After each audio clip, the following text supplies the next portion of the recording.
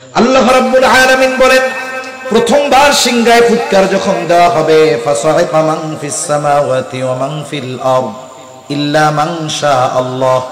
এই ফুৎকারের মাধ্যমে মানুষের এই পৃথিবীর অবস্থান, এই পৃথিবীতে বসবাস, এই পৃথিবীতে তাদের আবাস শেষ হয়ে যাবে।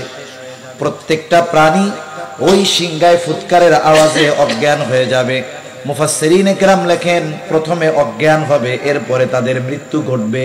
ইল্লা মান শা আল্লাহ, আল্লাহ তাআলা যেগুলো চান সেগুলো ছাড়া। সব প্রাণী মৃত্যুবরণ করবে, মানুষ মারা যাবে।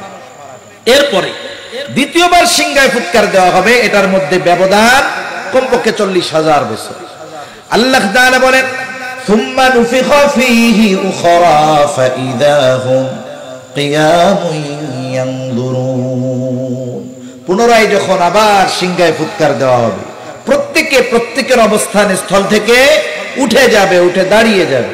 ফাইযা হুম কিয়ামুন ইয়ানজুরুন, শুধু দাঁড়াবে তা না, দাঁড়ায়া নতুন এক পরিবেশ, ডানে বামে তাকায় দেখতে থাকবে কি হইতেছে, এইগুলা কি দেখতেছি, এইগুলা। ফেরেশতারা অথবা মুমিন বান্দারা তাদের এই কথার জবাবে বলবে, হাযা মা ওয়া'আদার রহমানু ওয়া সাদাকাল মুরসালুন।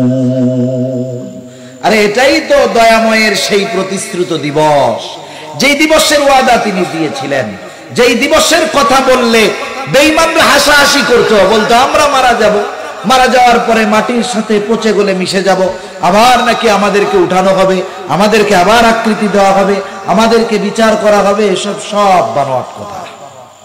এ ধরনের লোক আমাদের দেশ সহ গোটা দুনিয়ায় আছে না নাই? নিঃসন্দেহে আছে। কিয়ামতের অবস্থা কেমন হবে, কতটা ভয়াবহ পরিস্থিতি হবে মানুষের, মানুষ কতটা আতঙ্কিত হবে। নবীজি বলেন, কিয়ামতের দিন সবাই বিবস্ত্র অবস্থায় উঠবে, কারো গায়ে পোশাক থাকবে না। আয়েশা সিদ্দিকা রাদিয়াল্লাহু তাআলা আনহা বলেন, ইয়া রাসূলুল্লাহ, মানুষেরা কি লজ্জা পাবে না, একজন কি আরেকজনের দিকে তাকাবে না? নবীজি বলেন, আয়েশা, মানুষ এতটা চিন্তিত ভীত থাকবে যে একজন আরেকজনের দিকে তাকানোর বিষয়টা চিন্তাও করবে না। কঠিন এক অবস্থা। ওই দিনটা সাধারণ দিনের মতো হবে না, এক একটা দিনের মেয়াদ হবে দুনিয়ার কমপক্ষে 50,000 বছরের সমান। সুবহানাল্লাহ। ইয়াওমান কানা মিকদারুহু 50 আলফ সানা, 50,000 বছরের সমান এক একটা দিন হবে, লম্বা এক সময়। ওইখানে আমাদেরকে অবস্থান করতে হবে। সর্বশেষ পরিস্থিতি বিচার আচার হবে।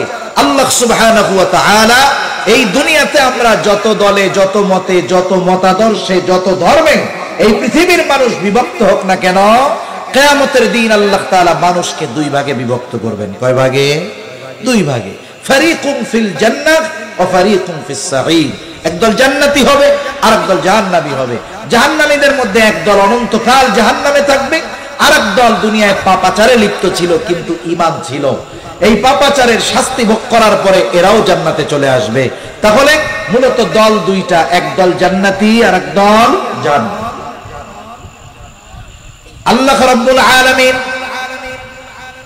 যারা বামপন্থী, যারা বাম দিকের দল, এরা জাহান্নামী। আসহাবুল ইয়ামিন যারা, এরা হলো জান্নাতি। আসহাবুশ শিমাল, এরা জাহান্নামী। আর দুনিয়াতে মানুষেরা যেই কর্ম করেছে, আল্লাহ রাব্বুল আলামিন দুনিয়াতে কোনো ব্যক্তির পাপের পরিপূর্ণ শাস্তি কাউকে প্রদান করেন না। আবার দুনিয়ায় কেউ যদি নেকের কাজ করে, ভালো কাজ করে, আল্লাহ তাআলা এই দুনিয়াতে তার ভালো কাজের পূর্ণ প্রতিদান তাকে দেন না। কারণ দুনিয়া ভালো কাজের পূর্ণ প্রতিদান দেওয়ার জায়গা নয়। এই জন্য আল্লাহ তাআলা কোরআনুল কারীমের মধ্যে এক জায়গায় বলেন, ওয়া ইন্নামা তুওয়াফাউনা উজুরাকুম ইয়াওমাল কিয়ামাহ ফামান যুহজিহা আনিন নার ওয়া উদখিলাল জান্নাতা ফাকাদ ফাজ। আল্লাহ তাআলা বলেন, ওয়া ইন্নামা তুওয়াফাউনা উজুরাকুম ইয়াওমাল কিয়ামাহ, কিয়ামতের দিন প্রত্যেককে তার পূর্ণ প্রতিদান দেওয়া হবে। যে ভালো কাজ করেছে তাকে ভালো কাজের পূর্ণ প্রতিদান দেওয়া হবে, যে মন্দ কাজ করেছে তাকে কিয়ামতের দিন তার মন্দ কাজের পূর্ণ প্রতিদান দেওয়া হবে। দুনিয়াতে যা দেওয়া হয় এটা অতি অতি সামান্য, সেটা ভালো কাজের হোক আর মন্দ কাজের হোক। এজন্য যারা আসহাবুশ শিমাল, যারা জাহান্নামী এরা তাদের কর্মের কারণে আটক থাকবে, আবদ্ধ থাকবে কোথায়? বলে জাহান্নামের মধ্যে। তাহলে দুনিয়ায় মানুষকে তার বদআমলের পূর্ণ শাস্তি দেওয়ার জায়গা কোথায়? বলেন জাহান্নাম। কোথায়? জাহান্নাম। লম্বা কথা, আমি অল্প কথার মধ্যে বোঝানোর চেষ্টা করতেছি। আমি যে আয়াতগুলো তিলাওয়াত করেছি এখানে আল্লাহ তাআলা এই কথাই বলেন, কুল্লু নাফসিন বিমা কাসাবাত রাহিনা ইল্লা আসহাবাল ইয়ামিন।